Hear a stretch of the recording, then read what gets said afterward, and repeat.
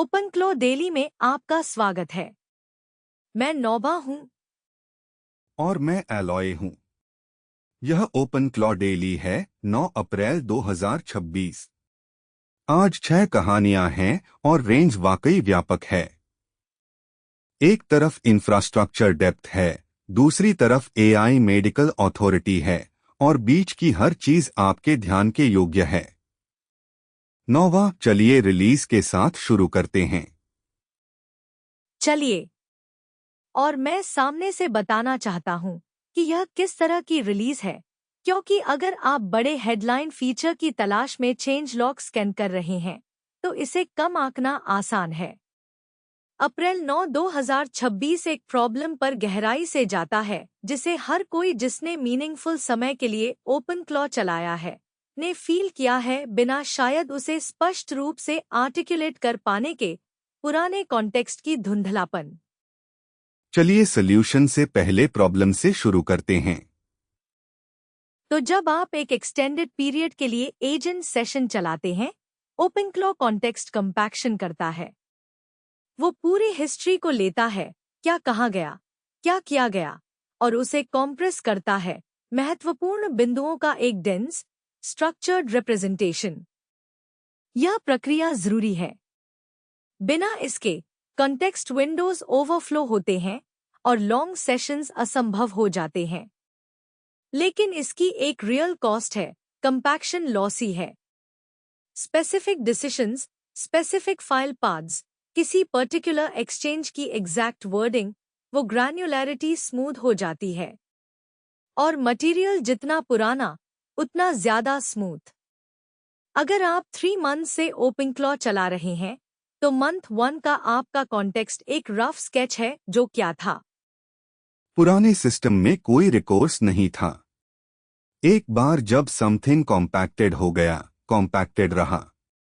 आप टेक्सचर खो देते हैं और उसके बारे में कुछ नहीं कर सकते। यही प्रॉब्लम बैकफिल लेन सॉल्व करता है। कमांड है रेमहानस पाथ, और यह करता क्या है? यह आपकी एग्जिस्टिंग डेली मेमोरी फाइल्स लेता है, वो नोट्स जो आपका एजेंट वीक्स और मंथ्स भर में डिस्क पर लिखता रहा है, और उन्हें ड्रीमिंग पाइपलाइन के जरिए वापस रन करता है। ड्रीमिंग पाइपलाइन वही प्रोसेस है जो फ्रेश सेशन मटेरियल हैंडल करती है। यह ड्यूरेबल फैक्ट्स एक्सट्रैक्ट करती है, सीन रिप्रेजेंटेशंस बिल्ड करती है, आइडेंटिफाई करती है कि what should be promoted into long term memory. Historical notes को इससे गुजारने से ओल्ड मटेरियल को न्यू कंटेंट जैसी सेम क्वालिटी प्रोसेसिंग मिलती है। महीने पुराने कॉन्टेक्स्ट की धुंधलापन कम होने लगती है। तो अगर मैं 6 महीने से चल रहा हूं और मैं चाहता हूं कि मेरा एजेंट मंथ 1 तक रियल कॉन्टेक्स्ट डेप्थ रखे, तो मैं बैकफिल चलाता हूं और यह सब कुछ रीप्रोसेस करता है। बस इतना। और क्रूशल बात, यह वन टाइम माइग्रेशन नहीं है जो आप एक बार करते हैं और भूल जाते हैं। आप स्पेसिफिक डेट रेंजेस पर टारगेटेड बैकफिल्स चला सकते हैं। आप उन्हें अपडेट के बाद रीरन कर सकते हैं जब ड्रीमिंग पाइपलाइन एक्सट्रैक्ट करना सीख गया हो। आप नए हिस्टोरिकल नोट्स लेयर कर सकते हैं जब आप उन्हें डिस्कवर करते हैं। पाइपलाइन क्यूमुलेटिव हो जाती है, वन शॉट सेटअप टास्क नहीं रहती। और कंट्रोल यूआई का काम इस रिलीज में डायरेक्टली टाइड है। मुझे बताइए वहां क्या बदला। डायरी व्यू पहले से एग्जिस्टेड। यह एक फैली फ्लैट क्रोनोलॉजिकल लिस्ट थी। नया है टाइमलाइन नेविगेशन और actual visibility into processing state of each entry. पहले आप देख सकते थे कि एंट्रीज एग्जिस्टेड, लेकिन यह समझना कि कौन से एंट्रीज ड्रीमिंग समरीज में प्रोसेस हुई थी, कौन सी पेंडिंग थी, कौन से सीन्स ड्यूरेबल मेमोरी में प्रमोशन के लिए क्यूड थे, यह लॉग्स में खोजने या कमांड्स चलाने की रिक्वायर करता था। नई डायरी व्यू सब कुछ डायरेक्टली यूआई में सरफेस करती है। प्रमोशन हिंट्स आपको दिखाते हैं कि क्या शॉर्ट टर्म से ड्यूरेबल मेमोरी में जाने वाला है बिफोर इट हैपेंस। बैकफिल और रीसेट कंट्रोल्स इंटरफेस में हैं। आप टाइमलाइन के किसी भी पॉइंट पर देख सकते हैं और फुल पाइपलाइन स्टेट देख सकते हैं। यह जेन्युइनली यूजफुल है। यह समझना कि कॉन्टेक्स्ट प्रोसेस हुआ है वर्सेस पेंडिंग है, यह वो विजिबिलिटी है जो लॉन्ग रनिंग एजेंट डिप्लॉयमेंट्स के मैनेज करने के तरीके को बदलती है। मैं स्टेप बैक करना चाहता हूँ और थिंक करना चाहता हूँ कि बैकफिल फीचर वास्तव में स्केल पर एआई असिस्टेंस के उसे करने के तरीके के लिए क्या मायने रखता है, क्योंकि मुझे लगता है इम्प्लीकेशंस टेक्निकल डिस्क्रिप्शन से आगे जाते हैं। बड़ा फ्रेम क्या है? एक लॉन्ग रनिंग डिप्लॉयमेंट में एआई असिस्टेंट का वैल्यू कंपाउंड करना चाहिए। जितना ज्यादा कॉन्टेक्स्ट, जितना ज्यादा वो आपके प्रेफरेंसेस, योर इंफ्रास्ट्रक्चर, आपके पास्ट डिसीजंस, रीजंस जानता है, उतना ज्यादा यूजफुल होता है। यही पिच है। लेकिन बैकफिल के बिना वैल्यू अक्यूमुलेशन पर एक सीलिंग रही है। हर बार जब कॉन्टेक्स्ट कॉम्पैक्ट होता, कुछ अक्यूमुलेटेड अंडरस्टैंडिंग डिग्रेड हो जाती। एजेंट मंथ 1 के बारे में उतना नहीं जानता जितना उसे जानना चाहिए, मंथ 2 के बारे में उतना नहीं जितना उसे जानना चाहिए। कंपाउंडिंग इफेक्ट रियल रही है लेकिन बाउंडेड। और बैकफिल उस सीलिंग को लिफ्ट करता है। इसका मतलब यह है कि लॉन्ग टर्म एआई असिस्टेंट चलाने का वैल्यू अब जेन्युइनली क्यूमुलेटिव है जैसा पहले कभी नहीं था। अगर आप मन से ओपनक्लॉ चला रहे हैं और बैकफिल चलाते हैं, तो आप सिर्फ कॉन्टेक्स्ट रिकवर नहीं कर रहे जो आपके पास था, आप वास्तव में ड्रीमिंग पाइपलाइन को हिस्टोरिकल मटेरियल एक्सेस दे रहे हैं, जिसे शायद उसे डेप्थ का वो लेवल कभी नहीं मिला जितना उसने डिजर्व्ड। ओल्ड नोट्स को फुल एक्सट्रैक्शन ट्रीटमेंट मिलती है। ड्यूरेबल फैक्ट्स प्रमोटेड होते हैं। सीन रिप्रेजेंटेशंस बिल्ड होते हैं, मटेरियल से जो पहले सिर्फ फ्लैट टेक्स्ट के रूप में मेमोरी फाइल्स में बैठे थे। ऑपरेशनल फ्रेमिंग में भी कुछ मीनिंगफुल है। यह स्पेशलाइज्ड एज केस के लिए फीचर नहीं है। कोई भी जो लॉन्ग रनिंग एजेंट डिप्लॉयमेंट चला रहा है और उसकी एजेंट की हिस्टोरिकल कॉन्टेक्स्ट क्वालिटी की केयर करता है, वो टारगेट यूजर है। यही most serious open claw deployments हैं। ऑस इस रिलीज में बाकी चेंजेस छोटी हैं, लेकिन नेम करने लायक हैं। क्यूए को कैरेक्टर वाइब्स इवैल्यूएशन रिपोर्ट्स मिलते हैं। अगर आप मॉडल अपग्रेड इवैल्यूएट कर रहे हैं या दो प्रोवाइडर्स कंपेयर कर रहे हैं, कैंडिडेट्स को एक के बाद एक रन करने और अपने इंप्रेशंस मेंटली कंपेयर करने की जरूरत नहीं। आप उन्हें पैरेलल चलाते हैं और behavioural differences side by side structured report में देखते हैं। यह बहुत बेहतर इवैल्यूएशन एक्सपीरियंस है। प्रोवाइडर ऑथ एलियसेस एक पेपर कट क्लीन करते हैं जो एनीवन को अफेक्ट करता है जो सेम प्रोवाइडर के मल्टीपल वेरिएंट्स चला रहा है। पहले प्रत्येक वेरिएंट को अपना इंडिपेंडेंट ऑथ कॉन्फ़िगरेशन चाहिए था, इट्स ओन एनवायरनमेंट वेरिएबल्स, अपने ओन ऑथ प्रोफाइल्स, अपना ओन एपीआई की ऑनबोर्डिंग। मैनिफेस्ट में एलियसेस डिक्लेयर करके वेरिएंट्स वह कॉन्फ़िगरेशन शेयर कर सकते हैं। एक ऑथ सेटअप सेम प्रोवाइडर के सभी वेरिएंट्स के लिए। iOS को कावा पिनिंग मिलती है। वर्जन्स अब एप्स iOS वर्जन .jso में ट्रैक होते हैं, with a documented workflow for release trains। Practical effect यह है कि टेस्ट फ्लाइट बिल्ड्स उसी शॉर्ट वर्जन पर रहते हैं जब तक मेंटेनर्स डेलिब्रेटली उन्हें प्रमोट नहीं करते। टेस्ट फ्लाइट और गेटवे जो एक्सपेक्ट करता है उसके बीच एक्सीडेंटल ड्रिफ्ट प्रिवेंट करते हैं। और दो सिक्योरिटी फिक्सेस हैं जिनका एक्सप्लिसिट मेंशन चाहिए। पहला, ब्राउज़र इंटरैक्शंस अब SSRF क्वारंटाइन बाईपास करने के लिए उसे नहीं किए जा सकते। पहले का मैकेनिज्म यह था कि सर्टन इंटरैक्शन रिवन नेविगेशंस एक क्लिक जो मेन फ्रेम रीडायरेक्ट ट्रिगर करती है, evaluated script hook triggered click नए डेस्टिनेशन पर लैंड कर सकते थे बिना ब्लॉक्ड डेस्टिनेशन सेफ्टी चेक के न्यू टारगेट पर दोबारा रन हुए। वो गैप बंद है। चेक अब दोबारा रन होती है after any of those interaction patterns land on a new frame. दूसरा, Runtime control environment variable overrides from untested workspace.env files अब blocked हैं। एक एस्केलेशन पाथ था जहां workspace.env ब्राउजर कंट्रोल सेटिंग्स या सर्वर कंट्रोल वास ओवरराइड कर सकता था ऐसे तरीकों से जिन्हें ऑपरेटर ने ऑथराइज नहीं किया था। ये दोनों वो काइंड ऑफ सिक्योरिटी फिक्स हैं जो हेडलाइन नहीं जनरेट करते लेकिन रियल अटैक सरफेस क्लोज करते हैं, जिसे मोटिवेटेड एडवर्सरी एब्सोल्युटली प्रोब करेगा। यही रिलीज थी। चलिए यूटा के बारे में बात करते हैं। ऑस यूटा का एआई प्रिस्क्रिप्शन पायलट जनवरी में शुरू हुआ। Original scope routine drug refills थे। एक पेशेंट ईयर्स से स्टेबल मेडिकेशन पर है, क्लिनिकली कुछ नहीं बदला, और एआई रिकॉर्ड रिव्यू करता है और कंफर्म करता है कि रिफिल अप्रोप्रिएट है। यह एक नैरो, वेल डिफाइंड प्रॉब्लम है। डिसीजन स्पेस छोटी है। एरर मोड्स कंस्ट्रेंड है। एआई इन्वॉल्वमेंट का आर्ग्यूमेंट वहां डिफेंसिबल है। इस हफ्ते की खबर यह है कि स्कोप सिग्निफिकेंटली एक्सपैंड हुई। लीजन हेल्थ पहली मेंटल हेल्थ कंपनी बनी जिसे यूटा के रेगुलेटरी सैंडबॉक्स के तहत एआई से साइकियाट्रिक प्रिस्क्रिप्शंस इशू करने की ऑथोराइजेशन मिली। एग्जिस्टिंग मेडिकेशंस की रिफिल्स नहीं, साइकियाट्रिक कंडीशंस के इनिशियल प्रिस्क्रिप्शंस। यह completely different category of decision है। यह इतना अलग क्यों है? मेरा लगता है सरफेस लेवल आंसर यह मोर कॉम्प्लेक्स है, लेकिन मैं कुछ और स्पेसिफिक कहना चाहता हूं।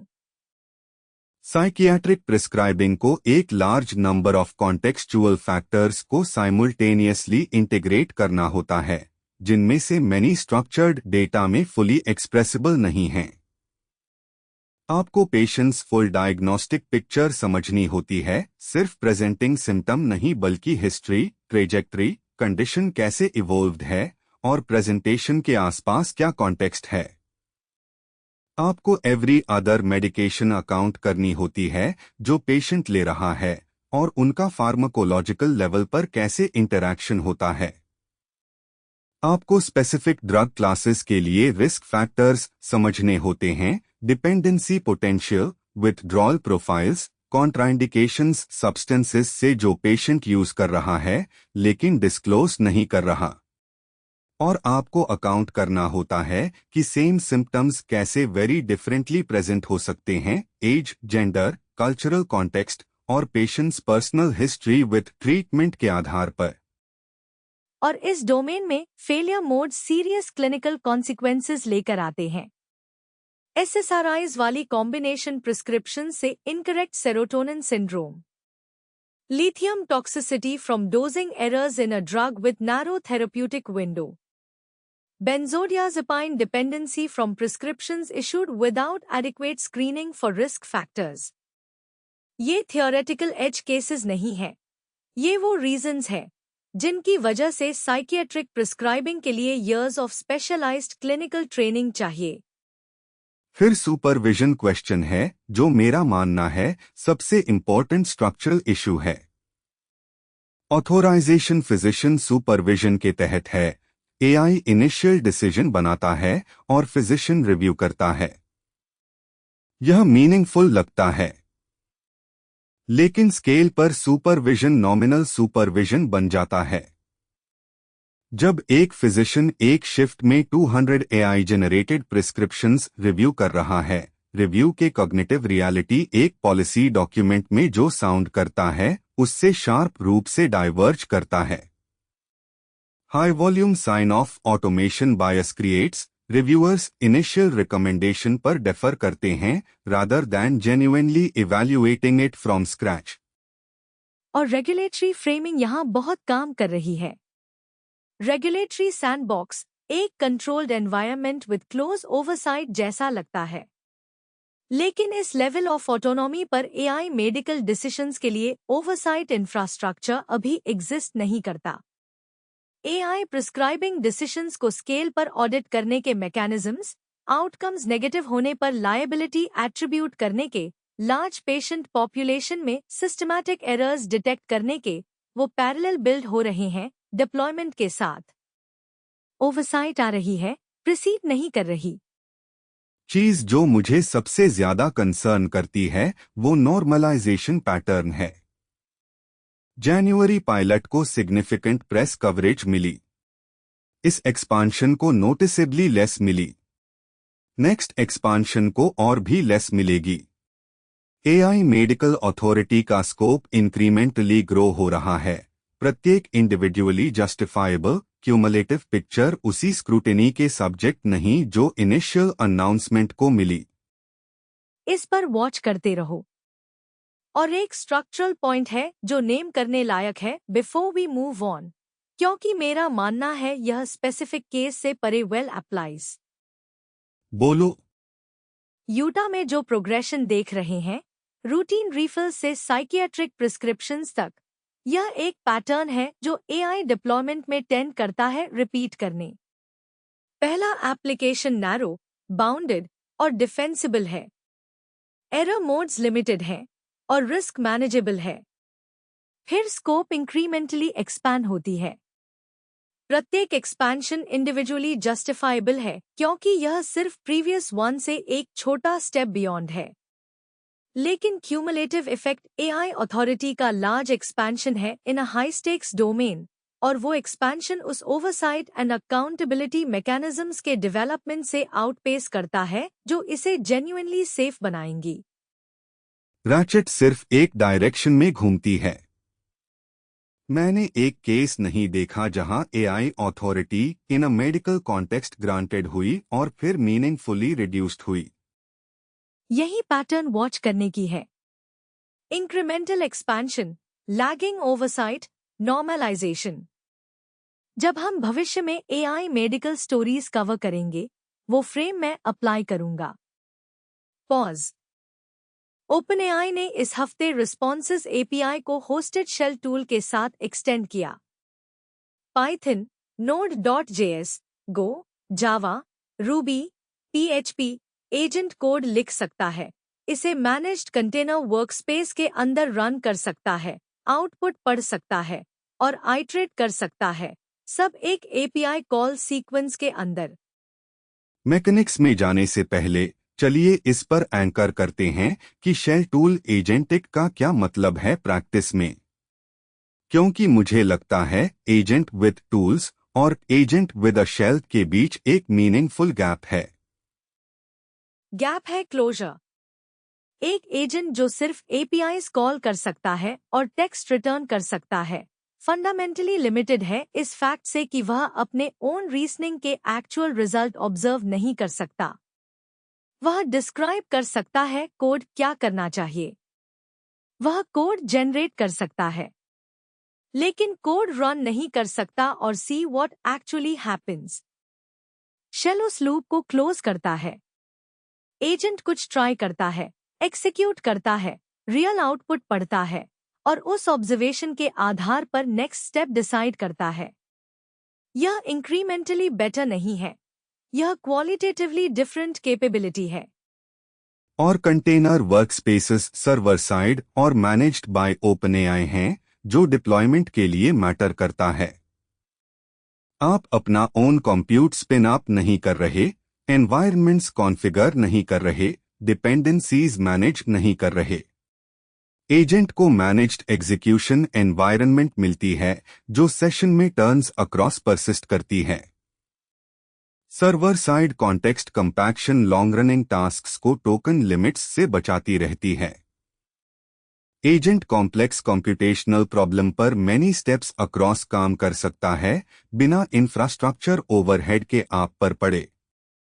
रीयूजेबल एजेंट स्किल्स दूसरा एडिशन है। ये पैकेज्ड कैपेबिलिटी डेफिनेशंस हैं, एसेंशियली स्ट्रक्चर्ड टूल कॉन्फ़िगरेशंस जिन्हें आप नेम से रेफरेंस करते हैं, बजाय हर बार एजेंट इंस्टैंशिएट करने पर स्क्रैच से रीबिल्ड करने के। अगर आपके एजेंट को हमेशा डेटाबेस क्वेरी कैपेबिलिटी चाहिए या स्पेसिफिक एपीआई के साथ इंटरैक्ट करने की एबिलिटी चाहिए, आप उसे एक बार स्किल के रूप में डिफाइन करते हैं और रेफरेंस करते हैं। कॉम्प्लेक्स एजेंट कॉन्फ़िगरेशन का ओवरहेड स्केल पर सिग्निफिकेंटली ड्रॉप होता है। और इस रिलीज में डायरेक्शनल सिग्नल बहुत क्लियर है। Shell tool, skills, managed execution environments, ये सब रिस्पॉन्सेस एपीआई में लैंड करते हैं, असिस्टेंस एपीआई में नहीं। ओपनएआई यह सटल नहीं है कि वो वेयर सीरियस एजेंटिक इन्वेस्टमेंट डाल रहे हैं। अगर आप ओपनएआई इंफ्रास्ट्रक्चर पर ऑटोनॉमस एजेंट्स बिल्ड कर रहे हैं और रिस्पॉन्सेस एपीआई पर माइग्रेट नहीं किए हैं, असिस्टेंस एपीआई पर रहने का राशनाल अब इफेक्टिवली इवेपोरेटेड है। बड़ी बात यह है कि यह काइंड ऑफ कैपेबिलिटी क्या एनेबल करती है। एजेंट्स जो कोड लिख और एक्सिक्यूट कर सकते हैं, रियल आउटपुट्स ऑब्जर्व कर सकते हैं और एक्चुअल रिजल्ट्स के आधार पर आइटरेट कर सकते हैं, वो क्लास ऑफ प्रॉब्लम्स टैकल कर सकते हैं जो pure language models simply can't. Data analysis, automated testing, environment configuration, complex multi step computation, ये ट्रैक्टेबल हो जाते हैं वेज दे वर्न्ट बिफोर। हम लैंग्वेज एजेंट्स से कंप्यूटेशनल एजेंट्स की तरफ मूव कर रहे हैं और responses API shell tool OpenAI से अब तक का क्लियरेस्ट मार्कर है। मैं कंप्यूटेशनल एजेंट प्रैक्टिस में एक्चुअली क्या मीन्स उस पर पुश करना चाहता हूं, क्योंकि मुझे लगता है abstraction past the interesting part का रिस्क है। श्योर, चलिए एक कॉन्क्रीट एग्जाम्पल लेते हैं। कहो आप एक एजेंट बिल्ड कर रहे हैं जिसे डेटासेट एनालाइज करना है, क्वार्टर भर सेल्स नंबर्स देखना, पैटर्न्स आइडेंटिफाई करना, अनोमलीज फ्लैग करना और समरी प्रोड्यूस करना। शेल टूल से पहले वो एजेंट डिस्क्राइब कर सकता था कि एनालिसिस क्या होना चाहिए या एक्सटर्नल एपीआई कॉल कर सकता था अगर आपने प्री बिल्ट वन बनाया होता। जो वो नहीं कर सकता था वो डेटा एनालिसिस स्क्रिप्ट लिखना, एक्चुअल डेटा के खिलाफ एक्सिक्यूट करना, रियल आउटपुट देखना, आइडेंटिफाई करना कि एक अनोमली को डिफरेंट स्टैटिस्टिकल ट्रीटमेंट चाहिए, फॉलोअप स्क्रिप्ट लिखना, वो रन करना और एक्चुअल कंप्यूटेड रिजल्ट्स से समरी बिल्ड करना। उन स्टेप्स में से प्रत्येक के लिए ईदर प्री बिल्ट इंफ्रास्ट्रक्चर या ह्यूमन इंटरवेंशन चाहिए था। शेल टूल के साथ यह सिंगल एजेंट रन है और इटरेशन पीस क्रूशल है। यह सिर्फ एग्जीक्यूशन नहीं, यह real output of execution observe करने की एबिलिटी और उस ऑब्जर्वेशन के आधार पर डिसीजंस लेने की एबिलिटी है। एजेंट अपनी ओन एरर्स कैच कर सकता है way it couldn't before. Exactly.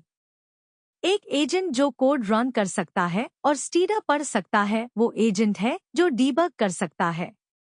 एक एजेंट जो टेस्ट स्विट एक्सिक्यूट कर सकता है वो एजेंट है जो अपने ओन वर्क वेरीफाई कर सकता है। ये रिलायबिलिटी में क्वालिटेटिव इंप्रूवमेंट्स हैं, कैपेबिलिटी में नहीं। शेल सिर्फ एक नया टूल नहीं है, यह एपिस्टेमिक्स बदलता है of what the agent knows about the state of the world. Pause. STAT News ने इस हफ्ते एक पीस पब्लिश किया जिस पर मुझे टाइम स्पेंड करना है, क्योंकि यह एआई डिप्लॉयमेंट में एक स्ट्रक्चरल पैटर्न कैप्चर करता है जिसे हम बहुत इंडस्ट्रीज में रिपीट होते देखेंगे। Set it up.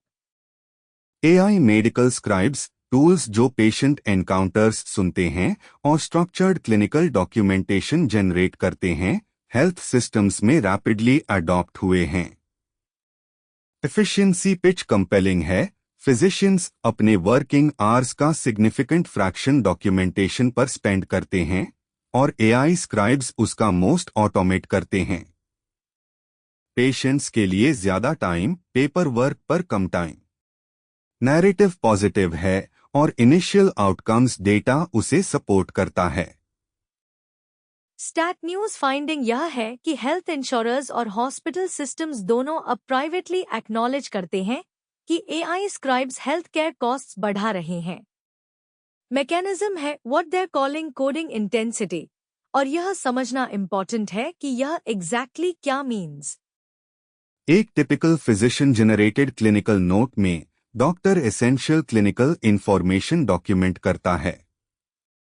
वो नोट कर सकता है कि क्या सिग्निफिकेंट है और ओमिट और अंडर एम्फसाइज कर सकता है डिटेल्स जो टेक्निकली बिलेबल हैं लेकिन क्लिनिकल नैरेटिव नहीं बदलते।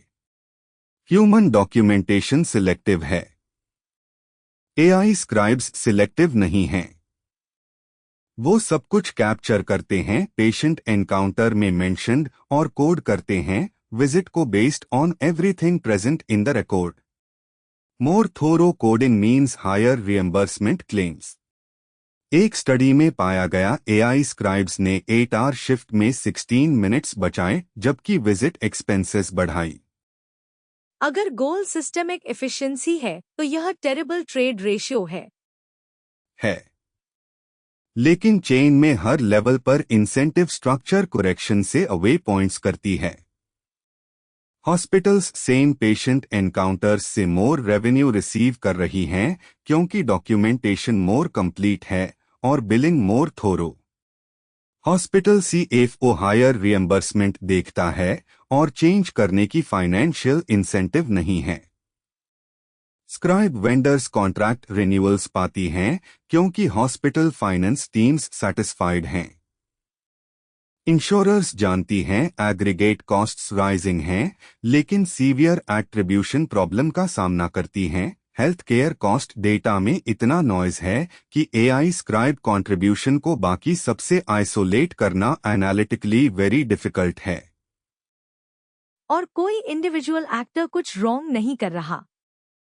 चेन में हर एंटिटी लोकली रैशनल डिसीजंस ले रही है। यही पैटर्न को पर्टिकुलरली परसिस्टेंट बनाता है। कोई बैड एक्टर पॉइंट करने के लिए नहीं, कोई सिंगल डिसीजन रिवर्स करने के लिए नहीं। सिस्टम सिंपली उस मेट्रिक के लिए ऑप्टिमाइज कर रही है जिसके लिए उसे रिवॉर्ड किया जा रहा है, और यूएस हेल्थ केयर में मेजर्ड मेट्रिक बिलिंग कोड्स है। जो चीज मैं हाईलाइट करना चाहता हूं वो यह है कि डाउनस्ट्रीम इफेक्ट्स को एक्सपीरियंस करने वाले लोगों के पर्सपेक्टिव से यह कैसा दिखता है। पेशेंट्स बिलिंग कोड्स नहीं देखते, फिजिशियंस रिएम्बर्समेंट इम्पैक्ट पर लूप में नहीं हैं। प्रीमियम्स पे करने वाले लोग कॉस्ट इंक्रीजेस एक्सपीरियंस करते हैं जो कितने ही लेयर्स से मीडिएट होते हैं। Scribe adoption, coding intensity, insurer repricing, premium adjustments की कॉजल लिंक किसी भी इंडिविजुअल वांटेज पॉइंट से एसेंशियली इनविजिबल है। यह सिस्टेमिक एआई रिस्क है, not a dramatic failure with a clear cause, बल्कि एक डिस्ट्रीब्यूटेड ग्रेजुअल कॉस्ट जो हार्ड टू एट्रीब्यूट है और harder to reverse once normalized. और फ्यूचर डिप्लॉयमेंट्स के लिए लेसन यह है कि AI will make this more efficient को मोर केयरफुली स्पेसिफाई करना होगा। एफिशिएंट किस मेट्रिक पर, किसके लिए, किस टाइम हराइजन पर? AI scribes capturing billable information में एफिशिएंट हैं। यह अफोर्डेबल हेल्थ केयर डिलीवर करने में एफिशिएंट होने के सेम नहीं है। Question of what you are optimizing for matters enormously. मैं एक और लेयर ऐड करना चाहता हूं क्योंकि मुझे लगता है यहां एक प्रेडिक्टिव एलिमेंट है जो फ्लैग करने लायक है। बोलो। एआई स्क्राइब्स स्टोरी एक केस है जहां डिप्लॉयमेंट किसी serious attempt to model second order effects से प्रीसीड गया। एफिशिएंसी गेन विजिबल और मेजरेबल था। कॉस्ट इन्फ्लेशन डिफ्यूज, लैग्ड और हार्ड टू एट्रीब्यूट था। लेसन सिर्फ एआई स्क्राइब्स स्पेसिफिकली के बारे में नहीं है, यह एआई सिस्टम्स को कॉम्प्लेक्स इकोनॉमिक एनवायरनमेंट्स में डिप्लॉय करने और फर्स्ट ऑर्डर इफेक्ट्स को फुल स्टोरी मानने के जनरल पैटर्न के बारे में है। एआई स्क्राइब अडॉप्शन के फर्स्ट ऑर्डर इफेक्ट्स रियल थे, documentation time decreased, physician satisfaction with administrative burden improved. Second order effect, coding intensity driving cost inflation, invisible थी until it had already scaled across thousands of health systems. और उस point पर problem embedded है contracts में, billing infrastructure में, hospital finance departments की expectations में। Rolling it back product decision नहीं है। इसके लिए हेल्थ केयर सप्लाई चेन भर के एंटायर इकोनॉमिक रिलेशनशिप्स रीनेगोशिएट करने की जरूरत है। जो ही रीजन है कि सेकंड ऑर्डर क्वेश्चंस पूछने का मोमेंट डिप्लॉयमेंट से पहले है, आफ्टर के बजाय। कौन सी मैट्रिक्स यह सिस्टम ऑप्टिमाइज करेगी, including ones we didn't intend. कौन बेनिफिट्स करता है एट ईच स्टेज और कौन कॉस्ट्स एब्जॉर्ब करता है? कौन सी फीडबैक लूप्स हैं और क्या वे सिस्टम को डिजायर्ड बिहेवियर की तरफ पुश करती हैं या वे फ्रॉम इट? यही सही सेट ऑफ क्वेश्चंस है। और मैं एक और ऐड करूंगा, जब सिस्टम फेल करती है तो क्या होता है? एआई स्क्राइब्स मिसएट्रिब्यूट करेंगे, की डिटेल्स मिस करेंगे या डॉक्यूमेंटेशन एरर्स जनरेट करेंगी। जब एक फिजिशियन 200 नोट्स एक शिफ्ट में रिव्यू कर रहा है, उन एरर्स में से कुछ पास थ्रू होंगी।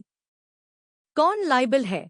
फिजिशियन ने साइन ऑफ किया, स्क्राइब वेंडर, हॉस्पिटल ने सिस्टम डिप्लॉय किया।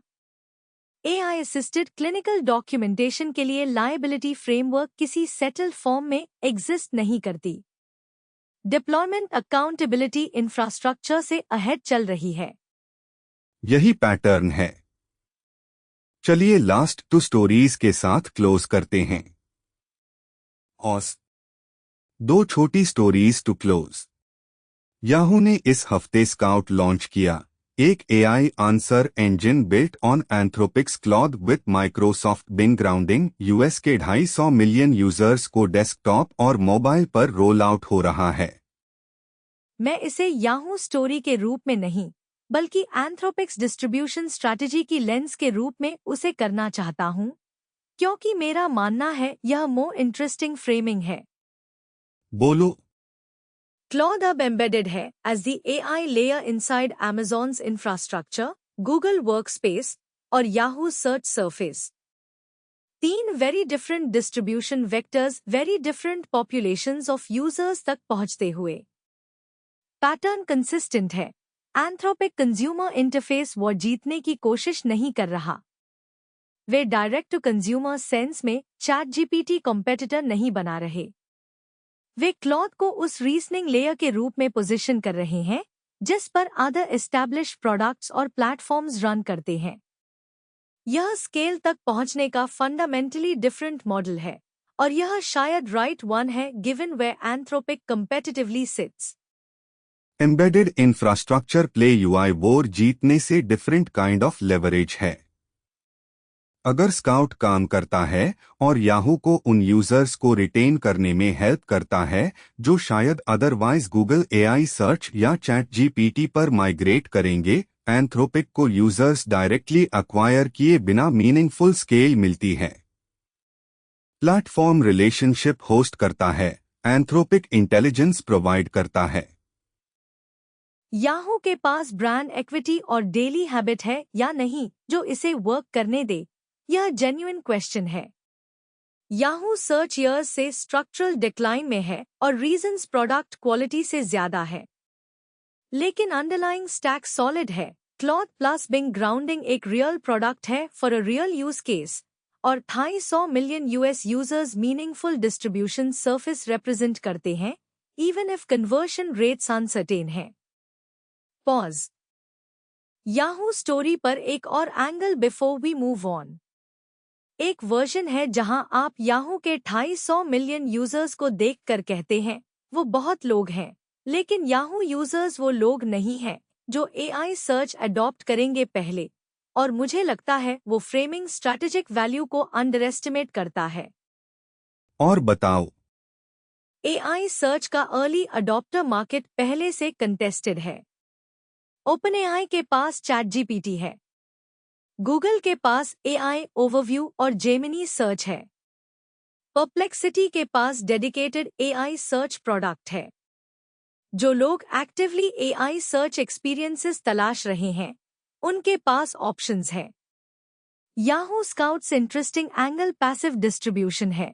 यूजर्स जो Yahoo Finance, Yahoo Sports, Yahoo Mail open करते हैं और एआई असिस्टेड सर्च से एनकाउंटर करते हैं as part of a product, वो पहले से उसे कर रहे हैं। यह डिफरेंट अडॉप्शन डायनामिक है from people who choose to switch search engines. यह एआई सर्च है as an embedded feature of existing habits rather than एक नया डेस्टिनेशन जहां आप नेविगेट करते हैं। और अगर उस 250 मिलियन यूजर बेस का एक फ्रैक्शन भी स्काउट यूज करने लगता है हैबिचुअली, तो वो टोटल यूसेज ज्यादा है than most dedicated AI search products have accumulated. Scale math matters है even if conversion rate modest है।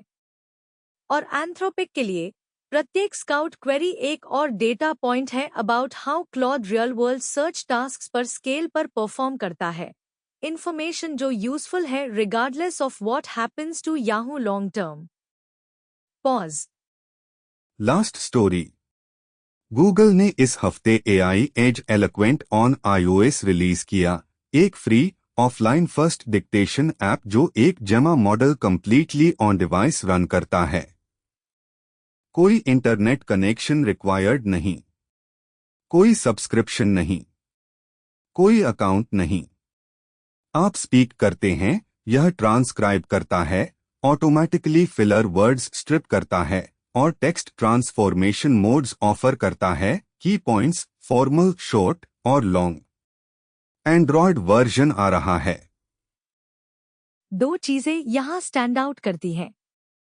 पहला, यह प्रोडक्शन जेमा डिप्लॉयमेंट है on consumer hardware. Not a demo, not a research preview, not a proof of concept test program में release किया गया। एक real utility application with real functionality जिसे लोग एक्चुअल वर्क के लिए उसे करेंगे। यह सिग्निफिकेंट सिग्नल है about where on device Gemma capability actually sits right now. दूसरी चीज जो स्टैंड आउट करती है वो यह है कि यह पहले iOS पर आया। गूगल के लिए अनयूजुअल है। एंड्रॉयड गूगल्स प्लेटफॉर्म है, आप एक्सपेक्टेशन रखेंगे flagship on device ML product वहां पहले लैंड होगा। यह फैक्ट कि iOS को पहला रिलीज मिला सजेस्ट्स कुछ about where on device Gemma deployment story more mature है टुडे और possibly about which user population Google Edge AI के साथ रीच करना चाहता है, अर्ली प्रोडक्शन ग्रेड सिग्नल के साथ। प्राइवेसी एंगल रियल है और एक्सप्लिसिटली नेमिंग लायक है। एक डिक्टेशन ऐप जो कंप्लीटली ऑन डिवाइस रन होती है आपके वॉइस डेटा को लोकली हैंडल करती है, कुछ भी फोन नहीं छोड़ता।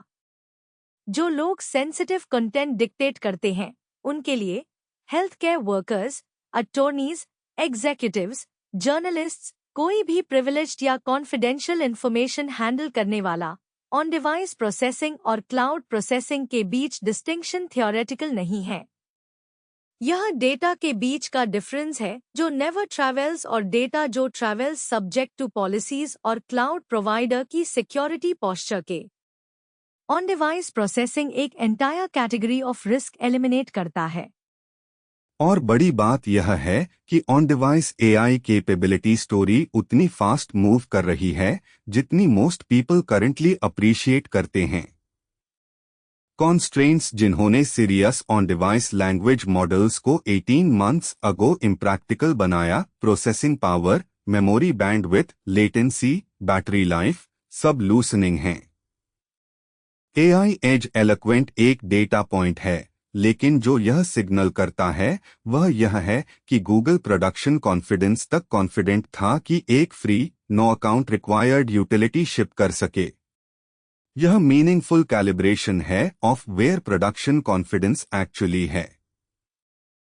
मैं इसे किसी चीज से कनेक्ट करना चाहता हूं जिसे हमने पहले टच किया है, जो क्लाउड एआई और edge AI edge product categories के बीच डाइवर्जेंस है।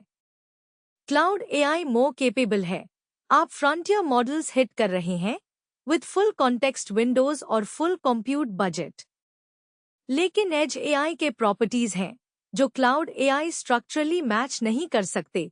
Zero latency, no network dependency, कोई डेटा डिवाइस नहीं छोड़ता, no API cost per query, कोई सर्विस इंटरप्शन रिस्क नहीं। कुछ उसे केसेस के लिए वो प्रॉपर्टीज नाइस टू हैव्स नहीं है, वो रिक्वायरमेंट्स हैं। डिक्टेशन उसे केस का गुड एग्जाम्पल है जहां एज एआई प्रॉपर्टीज रिक्वायरमेंट्स हैं मीनिंगफुल सेगमेंट ऑफ यूजर्स के लिए। लेटेंसी मैटर्स, आप रियल टाइम ट्रांसक्रिप्शन चाहते हैं, not a half second cloud round trip. Privacy matters, voice data captured और sent to a server fundamentally different risk profile है voice data processed locally से। और network independence matters, आप चाहते हैं यह एयरप्लेन में वर्क करे, हॉस्पिटल में लिमिटेड कनेक्टिविटी के साथ, एनीवेयर जहां आप एक्चुअल वर्क कर रहे हैं।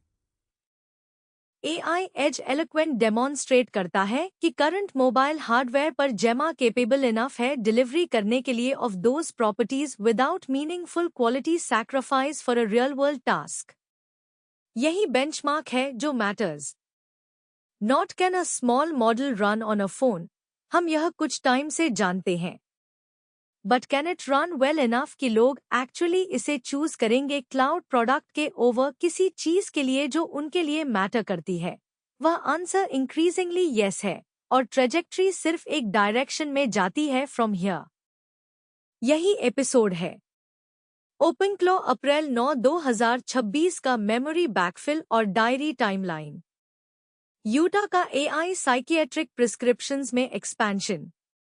OpenAI का responses API shell environment. AI scribe cost inflation problem और इंसेंटिव स्ट्रक्चर जो उसे सस्टेन करती है।